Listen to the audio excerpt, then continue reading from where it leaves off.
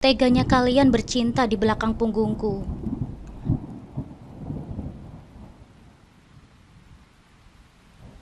Assalamualaikum sahabat curhatku. Terima kasih sudah datang ke channelku ini. Untuk yang sudah subscribe, semoga rezekinya dilancarkan ya. Amin ya robbal alamin.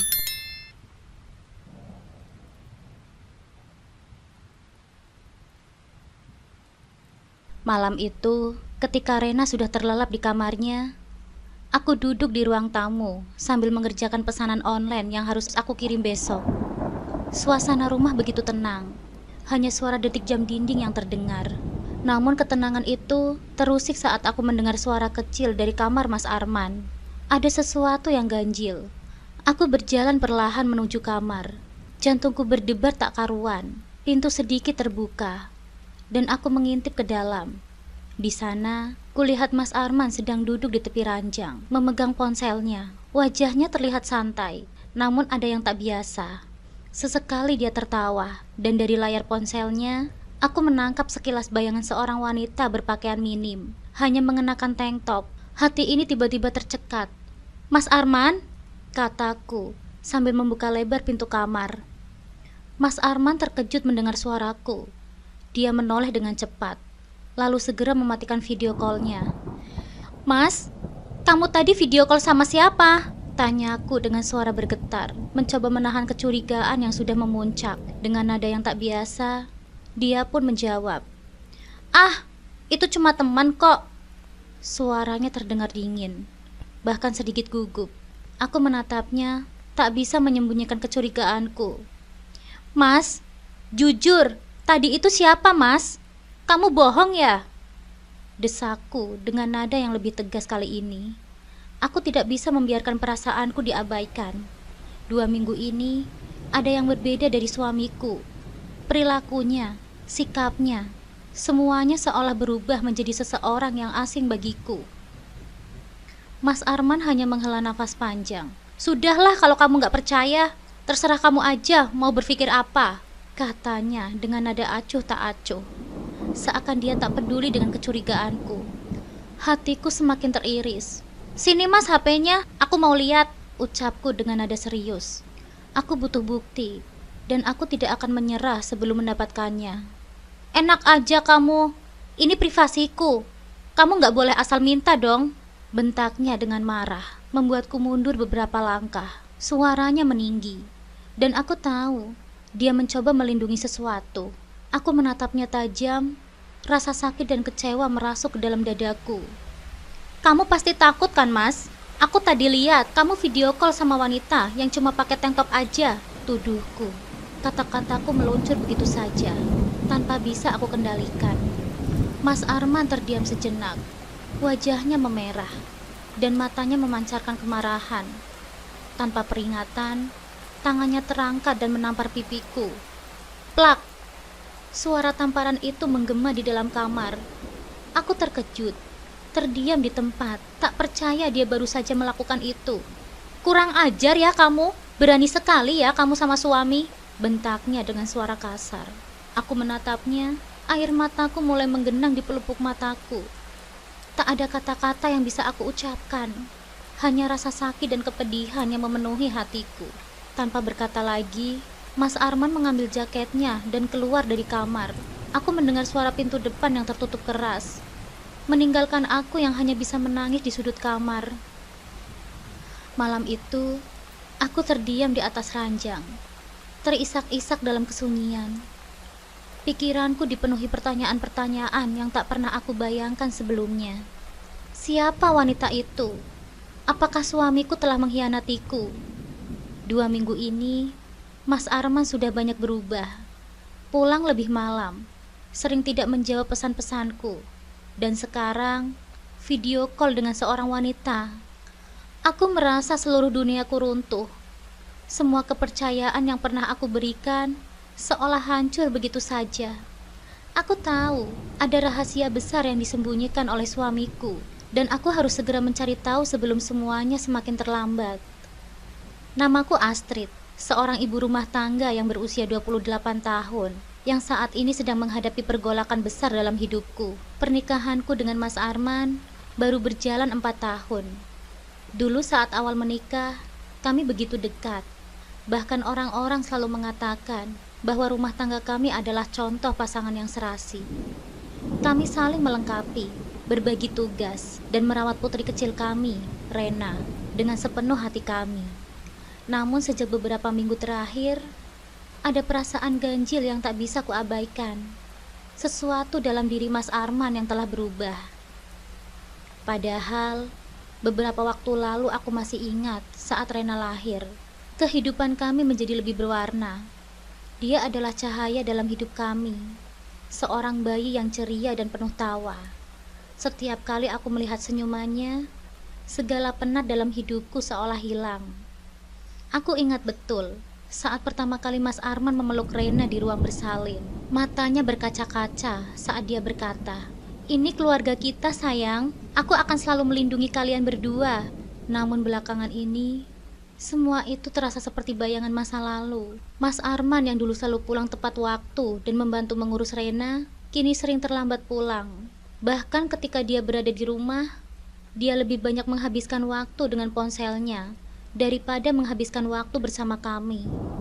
Kami jarang berbicara, dan kehangatan yang dulu ada seolah memudar. Awalnya, aku mencoba untuk tidak berpikir buruk. Mungkin Mas Arman hanya lelah dengan pekerjaannya sebagai sales marketing kendaraan bermotor. Pekerjaan yang menuntutnya untuk selalu berada di jalan. Namun semakin lama, perasaan was-was ini semakin kuat.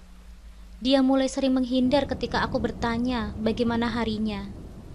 Kadang, dia menjawab singkat. Terkadang malah tak menjawab sama sekali. Bahkan tatapan matanya terasa semakin jauh. Aku pernah mendengar bahwa cinta dalam pernikahan bisa berubah seiring waktu. Tapi aku tidak pernah membayangkan bahwa perubahan itu bisa datang seperti ini. Mas Arman yang dulu penuh dengan perhatian, kini terasa dingin. Senyum yang dulu selalu ia berikan saat masuk rumah, kini jarang sekali terlihat. Sepertinya ada jarak yang perlahan tercipta di antara kami. Jarak yang semakin melebar setiap harinya. Sore itu, aku duduk di ruang tamu sambil menatap foto keluarga kecil kami yang terpajang di dinding. Foto itu diambil ketika Rena berusia 3 bulan. Di sana, Mas Arman merangkulku dengan erat, sementara aku memegang Rena yang tertidur lelap dalam pelukanku. Semuanya terlihat sempurna di foto itu. Kami nampak seperti keluarga yang bahagia. Tapi kini, aku bertanya-tanya, apakah semua itu hanya kenangan yang perlahan memudar? Aku mulai merenungkan apa yang sebenarnya terjadi. Apakah aku telah berubah? Ataukah Mas Arman yang perlahan menjauh? Mungkin aku terlalu sibuk dengan Rena. Atau mungkin ada hal lain yang membuatnya berbeda. Terkadang aku merasa aku bukan lagi bagian dari hidupnya. Seolah dia sudah menemukan sesuatu atau seseorang yang lebih berarti daripada aku. Hari demi hari berlalu, dan perasaan was-was ini semakin menghantuiku. Sejak kejadian malam itu, ketika aku memergoki Mas Arman sedang video call dengan wanita lain, pikiranku tak pernah berhenti berputar. Apakah pernikahan ini benar-benar sedang diambang kehancuran? Aku mencoba mencari waktu untuk berbicara dengannya, membahas apa yang kurasakan. Namun setiap kali aku mencoba membuka percakapan, Mas Arman selalu berhasil menghindar. Dia selalu berkata, "Aku capek, Astrid. Nanti saja kalau kita mau bicara." Namun, nanti itu tak pernah datang. Perubahan yang terjadi pada Mas Arman bukan hanya tentang sikapnya di rumah. Dia juga mulai sering pergi ke gym setelah pulang bekerja. Awalnya aku berpikir, itu adalah hal yang baik, dia menjaga kesehatannya. Tapi lambat laun, jadwal gymnya semakin aneh. Terkadang dia pulang lebih malam dari biasanya. Dan saat kutanya kenapa, dia hanya menjawab dengan singkat, "Ada urusan sama teman-teman." Tak ada penjelasan lebih lanjut. Setiap kali dia kembali, ada aroma parfum yang tak biasa di tubuhnya. Parfum yang bukan milikku. Aku mulai mencurigai bahwa ada sesuatu yang ia sembunyikan dariku. Tapi aku belum tahu pasti apa itu. Pikiran-pikiran liar mulai berputar di kepalaku. Apakah dia berselingkuh? Siapa wanita yang video call dengannya malam itu? Mengapa dia begitu menjaga ponselnya sekarang? seolah ada rahasia yang tak boleh kubongkar. Kecurigaan ini perlahan menggerogoti perasaanku. Aku mulai merasa terasing di rumahku sendiri, di sisi suamiku yang seharusnya menjadi tempatku berlindung. Aku ingin percaya bahwa ini hanyalah sementara, bahwa mungkin aku yang terlalu berpikiran negatif. Namun hati kecilku tahu, ada sesuatu yang sedang terjadi. Aku harus segera menemukan jawabannya. Aku tahu satu hal, kehidupan pernikahanku yang dulu penuh dengan cinta, kini berada di ujung tanduk. Dan aku tak tahu apakah aku siap untuk menghadapi kenyataan pahit yang mungkin segera terbuka. Di tengah segala kecurigaanku terhadap Mas Arman, aku berusaha keras untuk tetap fokus pada tanggung jawabku, baik sebagai ibu rumah tangga ataupun sebagai penjual online. Selain mengurus Rena dan rumah, pekerjaan sampinganku sebagai penjual online memberiku rasa bangga tersendiri. Meski hanya dilakukan dari rumah, jualanku terbilang cukup laris. Produk-produk kecantikan yang aku pasarkan di media sosial sering mendapatkan respon positif dan banyak pelanggan yang kembali membeli. Aku merasa memiliki kebebasan finansial, meski hanya sebatas membantu keuangan keluarga. Keberhasilanku dalam dunia maya mungkin tak seberapa bagi orang lain, tapi bagiku ini adalah pencapaian. Aku bisa menabung sedikit demi sedikit dari hasil penjualan untuk keperluan Rena, atau sekedar membeli sesuatu yang aku suka tanpa harus selalu meminta uang dari Mas Arman. Ini memberiku perasaan mandiri, sesuatu yang penting dalam kehidupan pernikahan kami. Di saat-saat aku merasa terpuruk dengan masalah yang menimpaku dengan Mas Arman, setidaknya ada hal yang membuatku tetap berdiri dengan tegar. Pekerjaan sampinganku ini juga memberiku pelarian dari pikiran negatif tentang perubahan sikap Mas Arman. Setiap kali ada pesanan masuk, aku merasa ada sesuatu yang bisa aku kendalikan. Di dunia jualan online ini, aku bisa menjadi diriku sendiri, produktif, aktif, dan dihargai oleh pelanggan-pelangganku. Kami tinggal di rumah sederhana yang kami beli bersama. Rumah ini bukan rumah yang mewah, tetapi ini adalah hasil kerja keras kami berdua. Meski masih dalam cicilan, rumah ini adalah lambang kemandirian kami. Aku ingat betul bagaimana aku dan Mas Arman sangat antusias saat pertama kali menempati rumah ini. Kami bermimpi untuk menciptakan keluarga kecil yang bahagia di sini.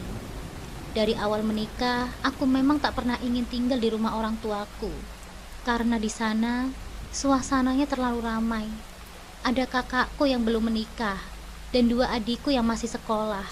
Aku takut Mas Arman akan merasa tidak nyaman dengan situasi seperti itu. Bagiku, suami istri harus bisa mandiri dan memiliki ruang mereka sendiri untuk membangun rumah tangga. Aku tak ingin Mas Arman merasa tertekan atau tidak bebas. Oleh karena itu, meski harus mencicil, kami berkomitmen untuk membeli rumah ini. Tempat kami bisa hidup mandiri. Keluarga Mas Arman pun bukan dari keluarga yang kaya. Meski di rumahnya hanya ada orang tuanya dan 1 adik perempuannya yang masih kuliah. Namun rasanya tak pantas jika kami harus tinggal bersama mereka. Kami ingin belajar berdiri di atas kaki kami sendiri, tanpa harus bergantung pada orang tua. Keputusan untuk tinggal sendiri adalah bentuk dari keinginan kami untuk menjalani hidup yang lebih dewasa. Namun di dalam hati kecilku, aku sadar bahwa kemandirian finansial tidak sepenuhnya cukup untuk menjalani kebahagiaan dalam pernikahan. Ada banyak hal lain yang harus dipertahankan, terutama kepercayaan. Di antara semua tugas yang kujalani sehari-hari, mengurus Rena, rumah, dan berjualan online, aku masih terus memikirkan tentang Mas Arman. Sikapnya yang berubah dingin, kebiasaannya yang semakin tertutup, dan intensitasnya yang lebih sering pergi keluar membuatku bertanya-tanya. Setiap kali Mas Arman pulang larut malam, aku tidak bisa menahan diri untuk bertanya-tanya. Di mana dia sebenarnya? Dengan siapa dia menghabiskan waktu di luar? Kenapa dia semakin jarang bersikap hangat kepadaku dan Rena?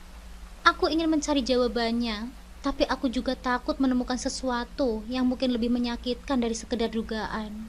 Namun di saat yang sama, aku tahu bahwa hidup ini terus berjalan. Aku tak bisa membiarkan diriku terpuruk dalam kecemasan yang semakin menggerogoti hatiku. Aku harus tetap kuat, demi Rena, demi masa depan kami, dan demi rumah tangga yang telah kami bangun bersama. Meski begitu, hatiku tahu bahwa cepat atau lambat, aku harus menghadapi kenyataan ini. Hari itu ketika Tante Siska datang ke rumahku, dia membawa mainan baru untuk Rena. Seperti biasanya, saat itu aku sedang keluar untuk mengambil stok barang jualan online. Jadi hanya ada Mas Arman di rumah.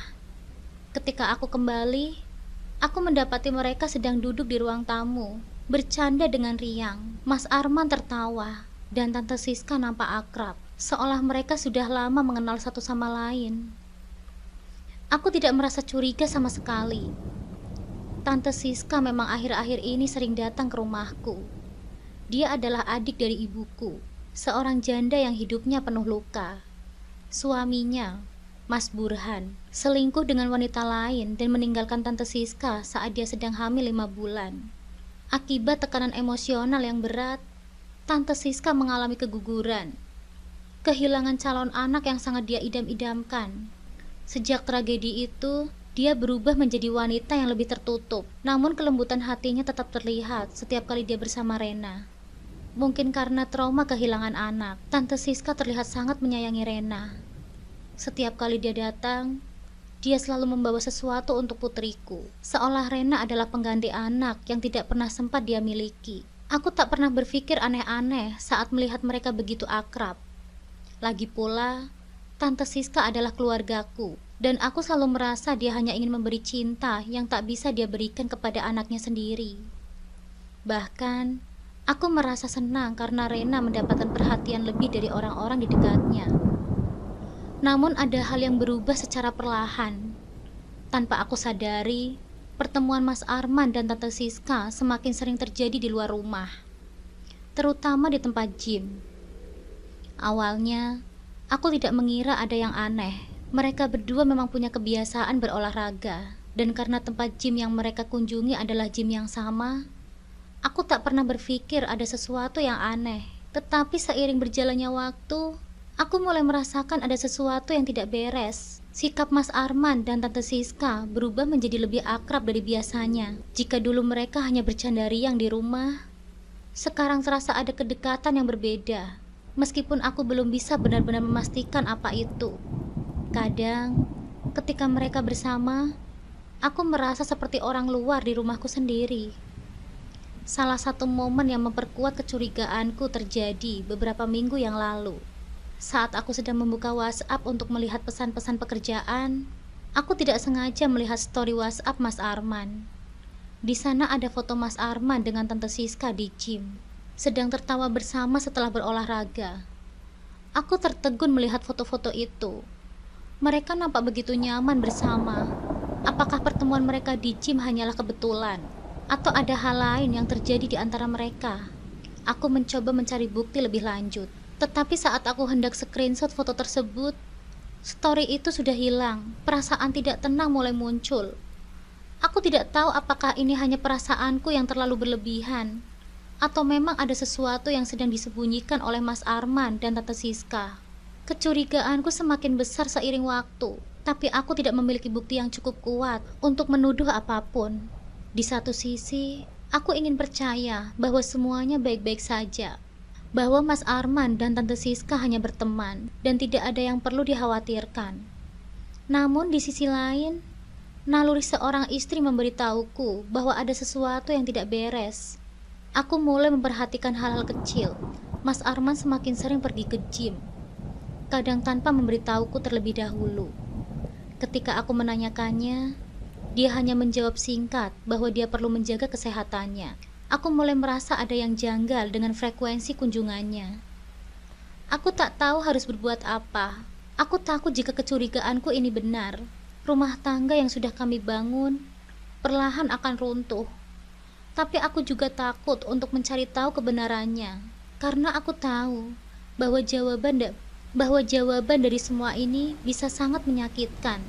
Perasaan tidak tenang yang telah lama menggelayut dalam pikiranku kini semakin tak terbendung. Kecurigaanku terhadap Mas Arman dan Tante Siska tak lagi bisa diabaikan begitu saja. Setiap kali aku mencoba membahasnya, Mas Arman selalu punya cara untuk mengelak, menjawab dengan kata-kata singkat dan sikap acuh tak acuh yang membuatku semakin merasa seperti orang bodoh. Tapi aku tahu, apa yang kulihat malam itu video call dengan seorang wanita yang hanya mengenakan tank top. Dan aku yakin, wanita itu adalah Tante Siska. Aku tidak bisa lagi tinggal diam. Aku butuh bukti nyata. Aku ingin mengetahui kebenaran sebelum semuanya menghancurkan diriku dari dalam. Karena itulah, aku memutuskan untuk meminta bantuan temanku, Nina. Nina adalah sahabat lama yang bisa aku percaya. Dia selalu berada di sisiku ketika aku membutuhkan dukungan. Dan kali ini, aku tahu dia akan siap membantuku. Aku butuh bantuanmu, Nin, kataku saat kami bertemu di sebuah kafe yang tenang. Nina menatapku dengan penuh perhatian. Kamu kelihatannya sangat tertekan, Astrid. Apa yang sedang terjadi? Aku menghela nafas sebelum menjawab. Aku curiga kalau Mas Arman itu selingkuh dengan Tante Siska. Raut wajah Nina berubah terkejut. Apa? Tante Siska? Janda itu? Aku mengangguk lemah. Aku tahu kedengarannya ini sangat gila, tapi aku sudah punya firasat ini cukup lama. Dan setiap kali aku mencoba menanyakannya, Mas Arman selalu menghindar. Aku cuma ingin tahu kebenarannya, Nin. Aku butuh bantuanmu untuk membuntuti mereka. Nina menggenggam tanganku dengan erat. Tenang, Astrid. Aku di sini buat kamu. Kalau kamu mau, kita bisa mulai hari ini juga. Aku merasa sedikit lega mendengar kata-kata Nina. Setidaknya, aku tidak harus melewati ini sendirian. Hari demi hari berlalu, dan Nina mulai memantau aktivitas Mas Arman. Dia melaporkan bahwa suamiku sering pergi ke gym, seperti yang biasa dia lakukan. Namun Nina melihat sesuatu yang membuat kecurigaanku semakin menjadi-jadi. Setiap kali Mas Arman di gym, tak lama kemudian, Tante Siska juga muncul di tempat yang sama. Keduanya berlatih bersama, bercanda, dan kadang terlihat terlalu akrab. Aku tahu, ini hanya masalah waktu sebelum aku bisa memergoki mereka. Suatu hari, aku memutuskan untuk melakukannya sendiri. Aku tidak bisa hanya duduk diam menunggu laporan dari Nina.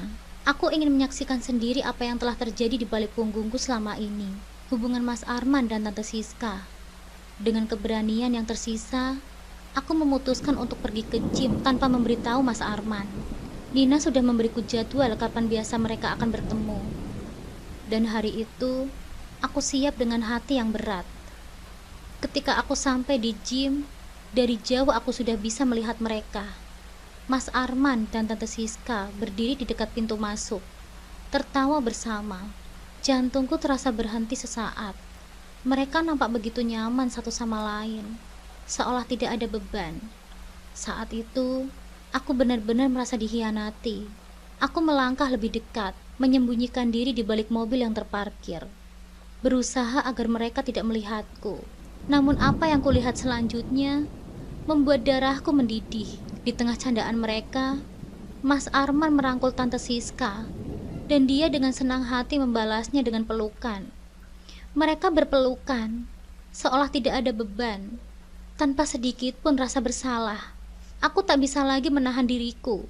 Amarahku yang selama ini kutahan akhirnya meluap begitu saja. Tanpa pikir panjang, aku mendekati mereka dengan langkah yang cepat. Mas Arman, teriakku. Mas Arman dan Tante Siska terkejut, menoleh ke arahku dengan wajah kaget. Tante Siska cepat-cepat melepaskan pelukannya dari suamiku. Namun itu sudah terlambat. Aku telah melihat semuanya. Jadi ini yang kalian lakukan di belakangku? Berolahraga bersama atau selingkuh bersama? Suaraku terdengar dengan amarah yang tak bisa kutahan. Mas Arman nampak pucat. Astrid, ini tidak seperti yang kamu pikirkan. Tidak seperti yang aku pikirkan. Aku melihat kalian berpelukan dengan mata kepalaku sendiri, Mas. Berapa lama ini sudah terjadi, Mas? Berapa lama kamu menghancurkan kepercayaan yang telah aku berikan? Tante Siska mencoba berbicara. Suaranya terdengar lembut dan penuh simpati.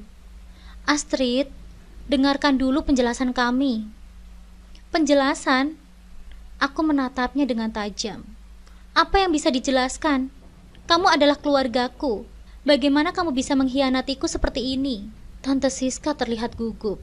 Sementara Mas Arman hanya bisa terdiam, seolah tidak tahu harus berkata apa. Aku merasa seakan-akan duniaku runtuh.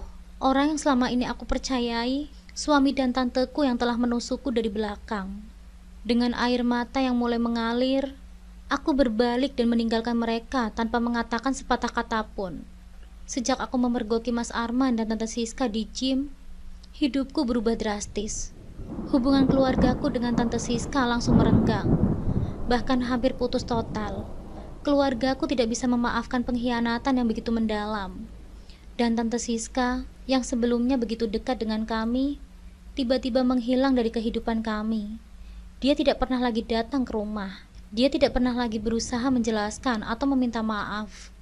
Seolah dia tak tahu, tak ada kata-kata yang bisa memperbaiki luka ini. Sementara itu, aku mengambil langkah besar. Aku memutuskan untuk menggugat cerai Mas Arman. Aku tidak bisa hidup dengan seseorang yang telah mengkhianatiku begitu dalam. Proses perceraian kami tidak mudah, tetapi aku tahu itu adalah keputusan yang tepat. Dalam pengadilan, Mas Arman berusaha mempertahankan pernikahan kami, tapi hatiku sudah tertutup rapat untuknya. Pengkhianatan seperti itu tidak bisa dimaafkan begitu saja. Pada akhirnya, hakim menyetujui gugatanku. Aku bebas dari kebohongan, dari rasa sakit, dan dari beban yang selama ini menghantuiku. Seiring berjalannya waktu, kehidupanku mulai berubah ke arah yang lebih baik. Jualan online yang sebelumnya hanya pekerjaan sampingan untuk membantu keuangan keluarga, kini berkembang dengan pesat. Aku bisa membangun usahaku sendiri, membuka toko online yang semakin sukses, dan menjadi wanita yang mandiri. Aku tak lagi bergantung pada siapapun. Usaha ini memberiku kekuatan dan kepercayaan diri yang baru. Meski kehidupan rumah tanggaku hancur, aku menemukan kembali diriku yang kuat dan tak terkalahkan. Di sisi lain, kabar tentang Mas Arman dan Tante Siska juga beredar dari mulut ke mulut. Kehidupan mereka ternyata tidak seindah yang mungkin pernah mereka bayangkan setelah mereka menikah. Mereka berdua mengalami banyak masalah, baik secara finansial maupun pribadi. Mas Arman kehilangan pekerjaannya sebagai sales motor karena tidak bekerja dengan baik.